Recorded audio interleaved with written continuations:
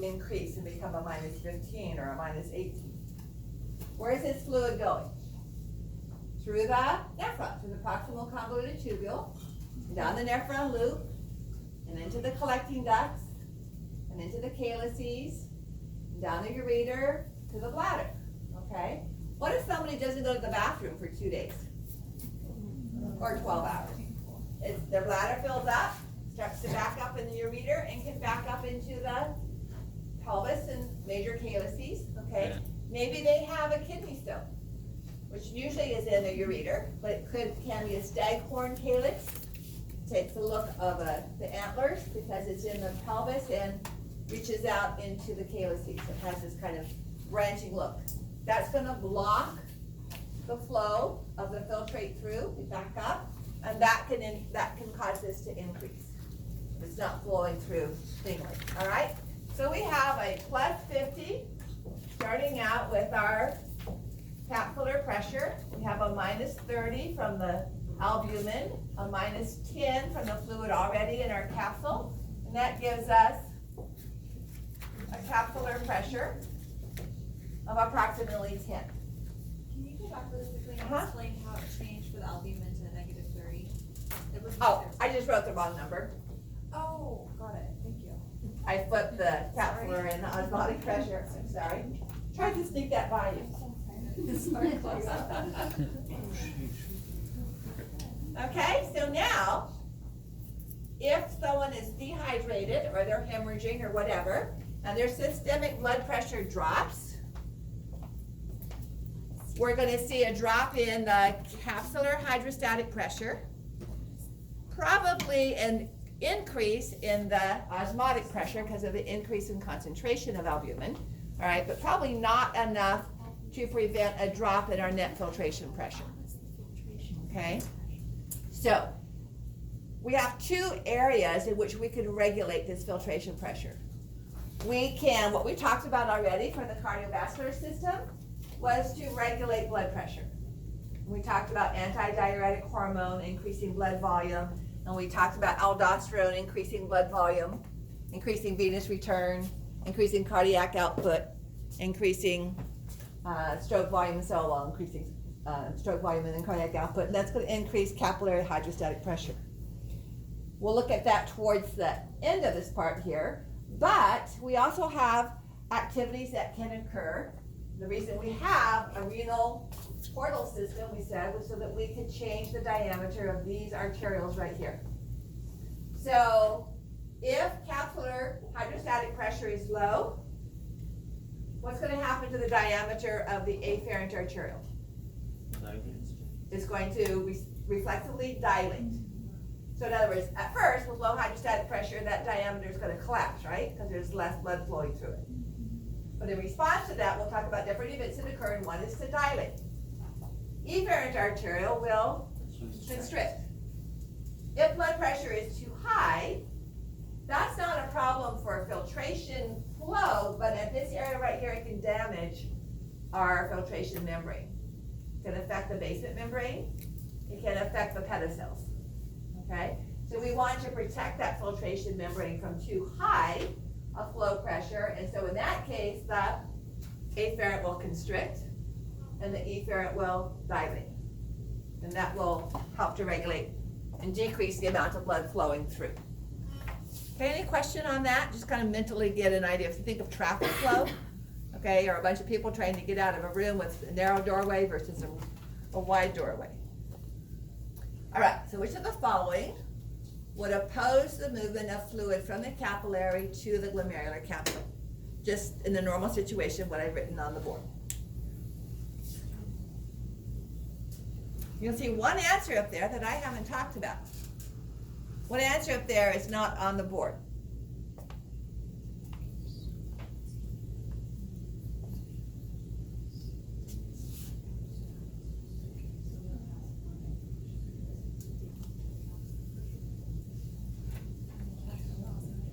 Capsular osmotic pressure.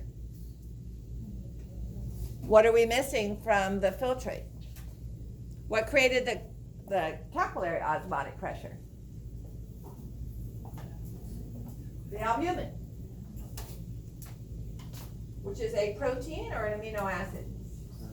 A protein.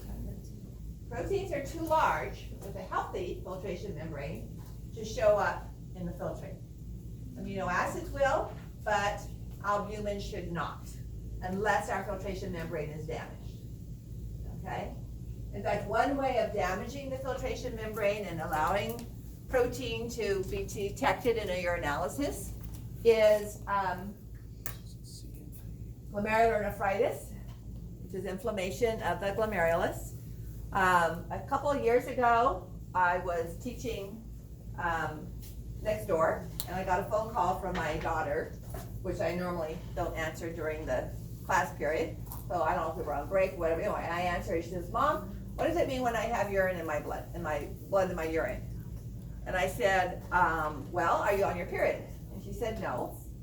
And then I said, "A urinary tract infection or kidney problems?" And she said, "Well, my back really hurts." And I said, "Okay, that's kidney." I said, "Have you been sick?" And she said, "Well, I've had a strep throat for 3 days." Now, normally it takes 2 weeks to develop antibodies against strep or staphylococcus infections. And those antibody-antigen complexes get partially filtered through the filtration membrane and then start to block it up. And so at that area, it can't get through, so it increases the pressure in other areas, and that starts to damage the filtration membrane. And so blood cells can pass through we don't normally get protein, now you're actually getting blood cells passing through the filtration membrane and into the blood. Okay?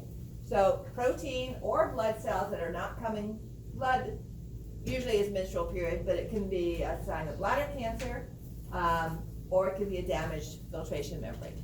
Okay? 20 is a bit young for bladder cancer, although not impossible, but with the low back pain, that's typically a kidney infection. So she was on antibiotics for a while. But like I said, I was surprised because it usually takes a couple of weeks for that immune response to build up. But she had strep throat almost every year since she started college. And so she already had that primary immune response set up. So when she got another one, it was just overwhelming for her kidneys. So we typically have a 0 capillary osmotic pressure, unless the filtration membrane is damaged and allows proteins into the filtrate.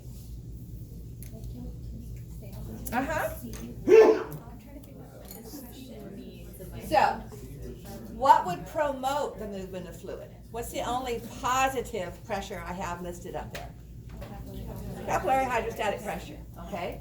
So the numbers that are negative are opposing that, thus decreasing the overall net filtration pressure. Does that make more sense? The osmotic pressure over there, that's capillary? So that would be capillary because it has to do with the albumin that's in the filtrate. Okay? So there's no albumin in the capsule unless we've damaged the basement membrane, filtration membrane of the capsule and blood vessels. So that, like I said, that would normally be 0.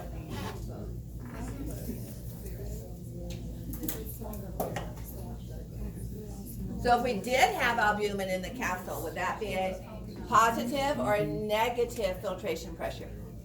Would albumin in the filtrate increase filtration flow or decrease? It's going to be so if we have albumin on this side, it's going to pull it this way. Because albumin, like salt or sugar on strawberries, is going to have it's not really a pulling force, but it makes it easier to think of it that way. We have albumin, notice how the pressure was towards the albumin particles? We have albumin here, the pressure is going to be this way. Now, which way is more or less, but it's going to add to this, it's going to add to that number. It's going to add a promoting force to filtration. Because it's going to help to move fluid. It's going to draw fluid into the capsule if we have albumin there. So fluid goes to wherever the albumin is. If there's albumin in the capsule, it may not be more than what was in the blood, but it's going to be more than was there, and so it's going to pull more fluid into the capsule. All right, so here's a diagram of, we're going to start to talk about some of the factors now that modify and regulate this. So may I erase the board? Okay. Whitney? I mean Whitney. Whitney Houston. That's where that came from. Tequila. Yes.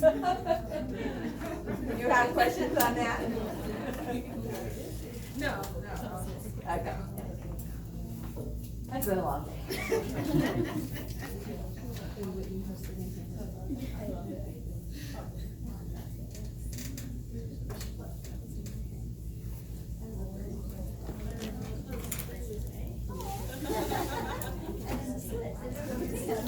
All right, so the structures we're going to start to talk about come under the grouping that you see on the bottom of the screen.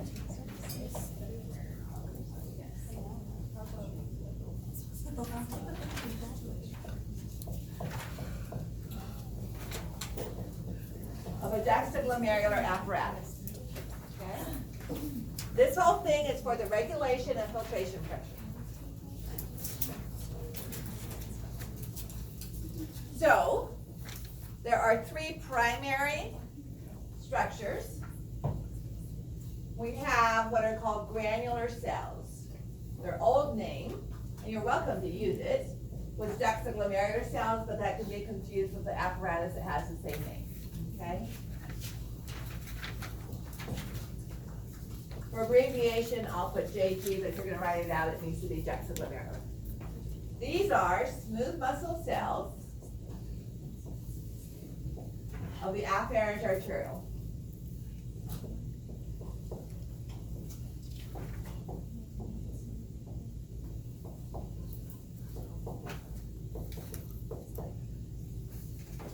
All right, then we have the macula densa.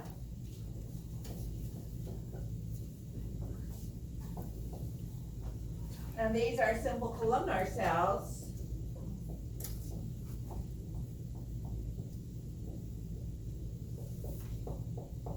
of the straight distal tubule, where it passes between the afferent and efferent arteriole.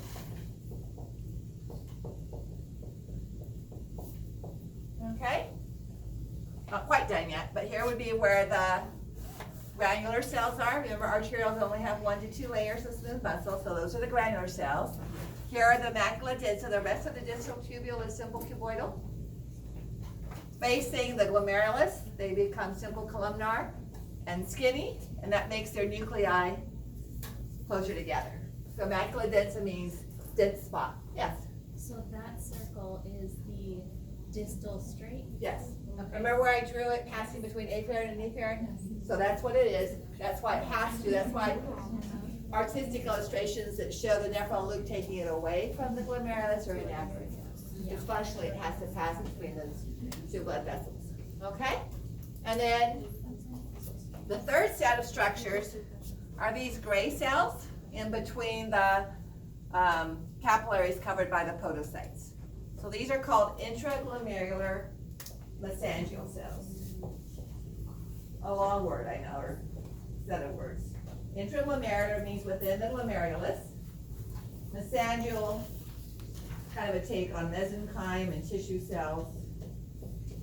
There are extraglomerular cells out here, but nobody knows for sure what they're supposed to do.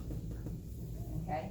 All right, so before we talk about this, the granular cells make an enzyme known as renin. Nope, R-E-N-I-N. Okay? The macula densa, now we didn't talk about this level, we talked about where our ADH and our aldosterone came from, but we didn't get to this point. The macula densa, depending on factors, will make either prostaglandins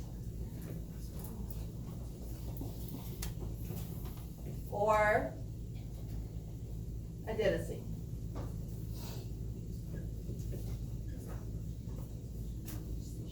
Prostaglandins, I'm doing a summary first and then we'll go over the facts. Prostaglandins cause the release of renin. Adenosine blocks it. So they have opposite effects. Okay? So the whole purpose is to increase or decrease the filtration pressure or flow, or both, occurring from the capillaries through the podocytes and into the capsular space.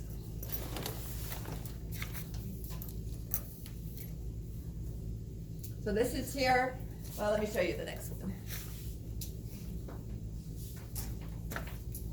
See these little red dots? Those are granules of renin, and that's why those cells are called granular cells.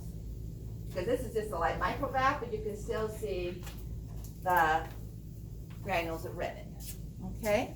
On the previous slide, the laces cells, you don't have to worry about. Those are just another name for, not just, but that's another name for the extraglomerular mesangial cells that we're not going to worry about. So would it be at the urinary pole or the vascular pole of the capsule? Vascular pole. The afferent and efferent arterioles going into or out of the capsule. So Okay. what are the mesangial cells do? The mesangial cells don't release anything, but what they do is they contract, they squeeze on these, and that decreases the surface area by pulling on the basement membrane, and it decreases the amount of filtration that's available. So it's going to decrease how much flow, how much actually gets filtered. And we're going to go through those components. Okay. We'll go through this, and then I'll give your brains a break with a break. All right, so I think I'll leave that up. I was thinking about erasing it, but I think I'll leave that up while we talk about the components. So last time I did not draw this in the order of which the diagram was, so let me do it that way. So afferent arterioles with smooth muscle.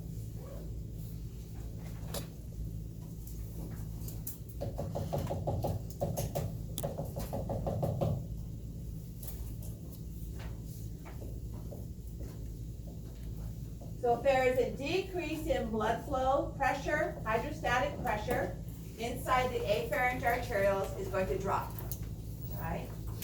As a result of that, this first myogenic component doesn't require neurons to do anything, doesn't require chemicals to be released. That is just going to a drop in blood pressure here, drop in the hydrostatic tension, causes those muscle cells to relax and to dilate. Remember when we talked about homeostasis and we talked about the 3 phases of stoppage of blood flow? Cutting a blood vessel caused it to constrict, all right, without other nerves doing that. So the dropping of pressure in here is going to cause them to dilate. What does that do? That increases the flow of blood through here into the capillaries. Okay, so that's without talking about renin, that's without talking about nerves. Just a low pressure is going to cause those to dilate and the efferent arterioles to constrict, all right? Which we've already talked about is going to increase pressure because it's going to increase the flow of blood. All right, now we look at the renin, all right? And we have 3 ways in which renin can be released. Why are we talking about renin? As a heads up, renin is an enzyme that begins a cascade of events that increases blood vessel constriction systemically, body-wide, increases ADH release, and increases aldosterone release. All of that functions to increase systemic blood pressure, okay? So when the blood gets to the kidneys, it's already at a higher pressure. So this one is just local.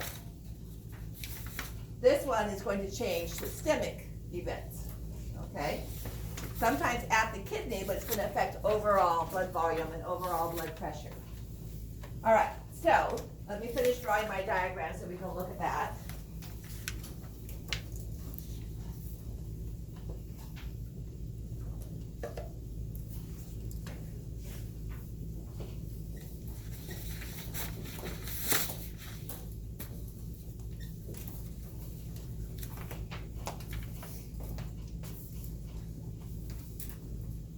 Between these 2, we'll put in our macula densa.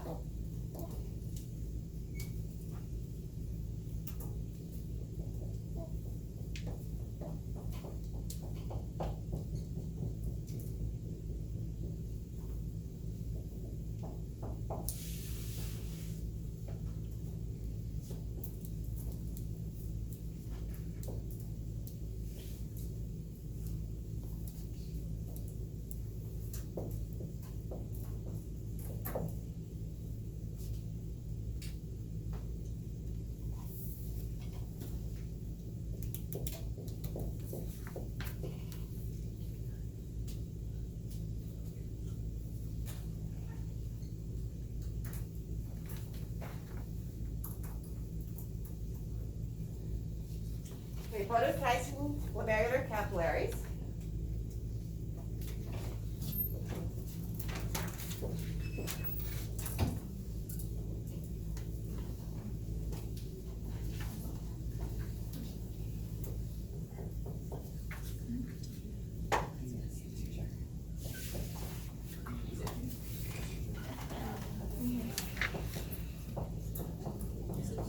Okay.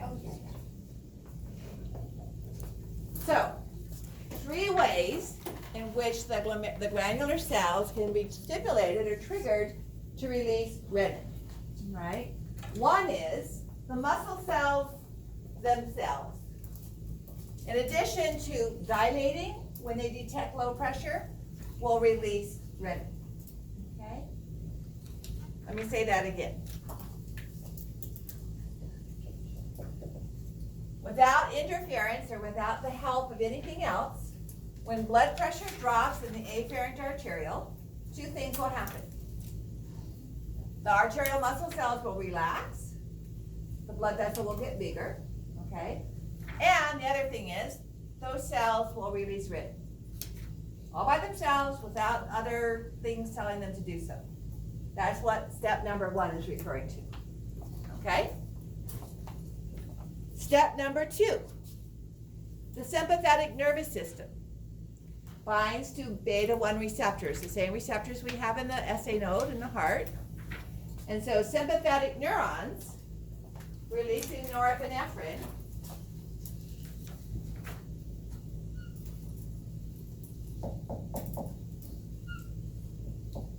can cause those cells to release renin. I haven't talked about the macula densa yet, okay? That's coming up next. And that Thursday night was what the Thursday night group had the hardest time figuring out.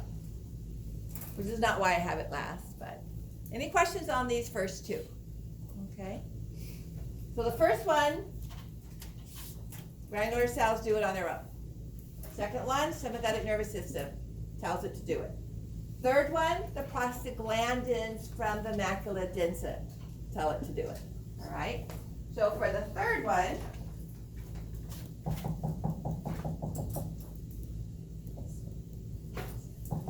actually from here, prostaglandins from the macula densa will trigger the granular cells to release renin. How do we turn that on? Okay, so listen carefully. Because at first I think it seems a little bit backwards. So, blood is salty, right? You ever licked a cut? Sorry for the gross thing, but it tastes salty. Okay? Now, those sodium ions are filtered out of the blood into the capsular space. Okay? Now, where do they flow through next? From the capsular space into the proximal convoluted tubule, where 80% of them are reabsorbed, typically. If blood pressure here is low, our capsular hydrostatic pressure is low too, which means we have less fluid being pushed into the capsular space. So what happens to our flow rate?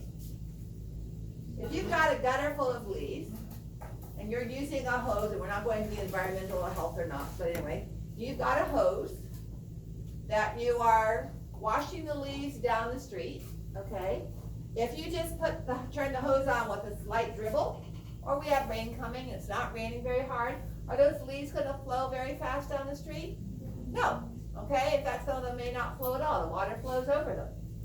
If you have a hard rain, or you turn the hose on high, then you're gonna move those leaves down the gutter more rapidly. And they're probably not gonna settle and stick to the street. So if we have a low pressure, which means not very much fluid is forced into the capsular space, which means that it flows slowly through the nephron. That gives more time for more reabsorption to occur. That's the key thing. A slow flow rate of filtrate through the proximal convoluted tubule means more time for the sodium to leave by simple diffusion and move out of the proximal convoluted tubule. So that when the filtrate comes back up the nephron loop and into the macula densa, it's going to have fewer sodium ions. If it flows through really fast, there's not as much time for the sodium to leave. And when it comes back up through this nephron loop, it's going to have more sodium ions. So when there's very few sodium ions, that means the flow to be interpreted is the flow is too slow. So when there are few sodium ions detected in the filtrate of the distal tubule, they release prostaglandin. Prostaglandin goes to the granular cells, and the granular cells release renin. Okay? So everything on that screen there takes place when pressure is low, capsular hydrostatic pressure is low, okay, or at least arterial pressure is low. And we'll look at what renin does in a moment. But before we do that, we have two effects for when blood pressure is high, okay? So everything on here is when blood pressure is too low. When the blood pressure is too high, then what's going to happen to the force here? It's going to stretch it, and in response to that stretching, it's going to constrict. Okay? So actually, we have three things that occur when blood pressure is too high. And I'll turn off the screen and write it on the board before you have break. So pressure in the afferent arteriole is too high, those smooth muscles constrict. What happens to our sodium level in our straight tubule? If the flow is fast, it gets out. The nephron doesn't have time to, the salt doesn't have time to jump out. That's anthropomorphic.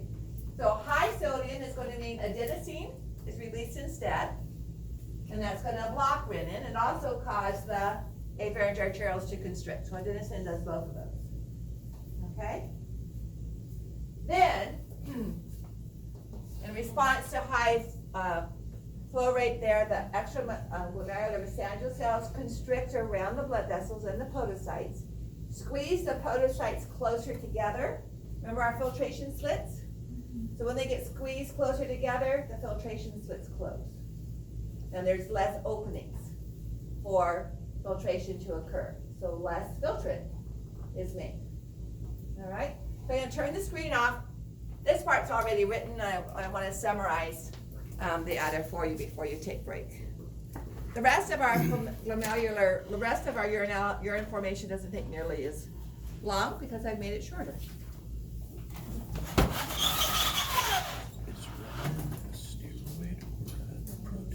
I'm not sure.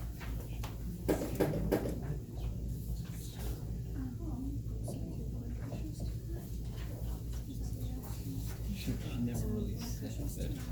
What's wrong yesterday? I wasn't something I missed.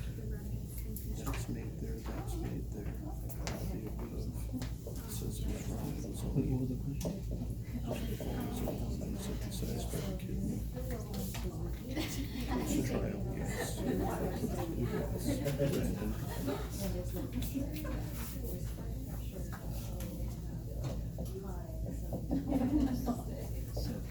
So I guess it's running.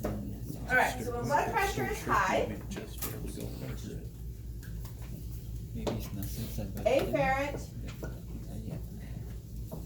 arterioles constrict.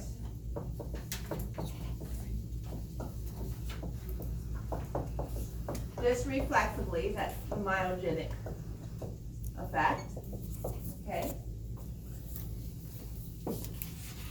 Filtrate.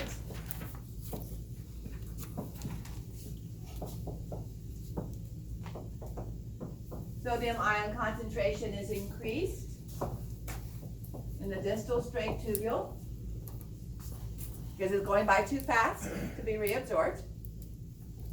And so the macula densa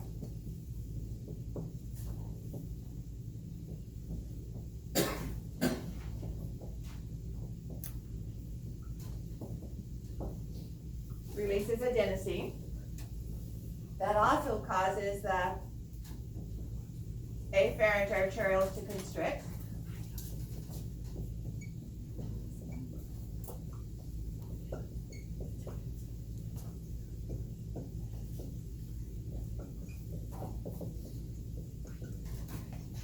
And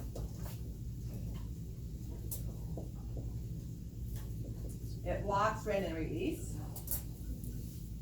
Okay, so it's kind of the opposite of what I just talked about. So plus, in addition to that,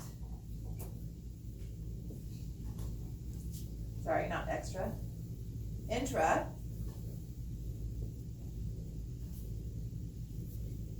glomerular mesangial cells. These are really epithelial cells that have contractile ability. They're kind of a weird cell.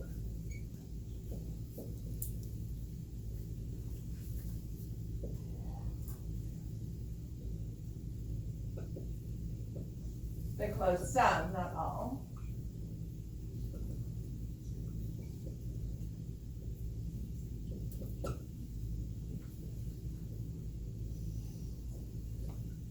Decrease the flow rate of filtration formation.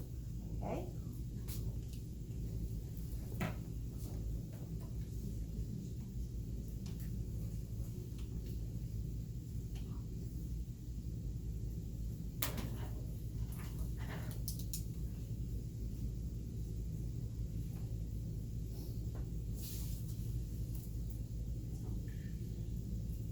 Sorry for the wavy sentence there at the bottom.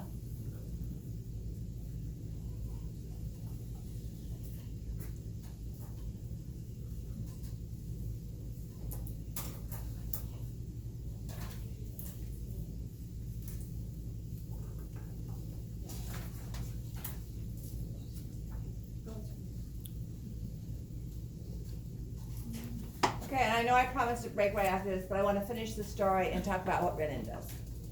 Okay? And then I'll let you take over. Yeah? It's okay if we don't have time, but could you create a bulleted list like this when the blood pressure is low? Sure. I know it's kind of opposite. Can I erase that board to do it? You guys have the information on the right side? Okay. May I?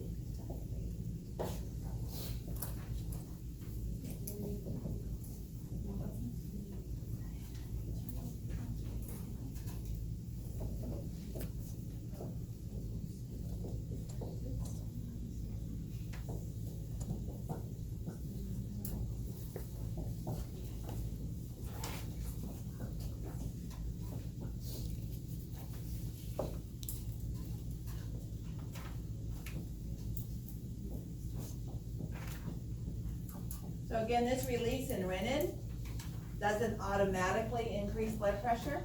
It's just an enzyme.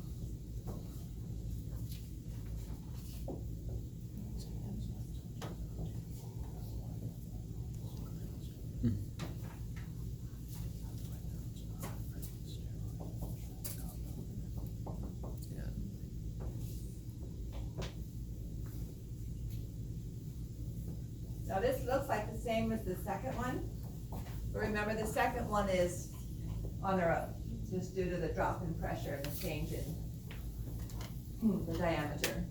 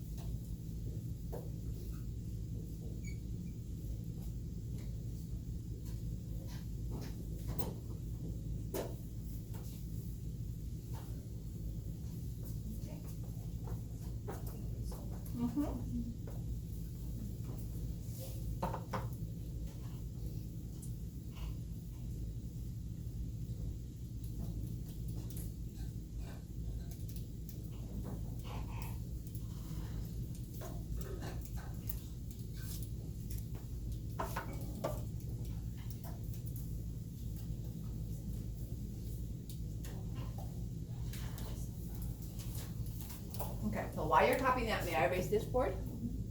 Is that back? Okay.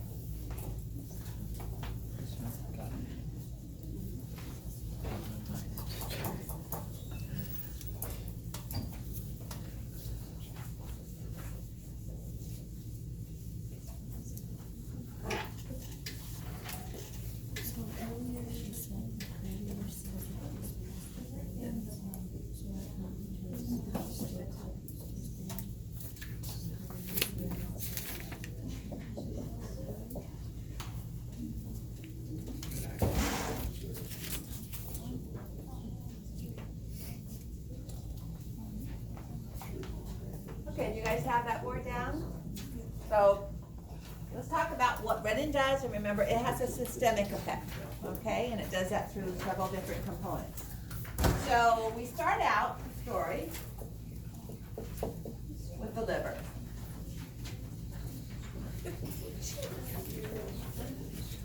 The liver makes one of its many proteins known as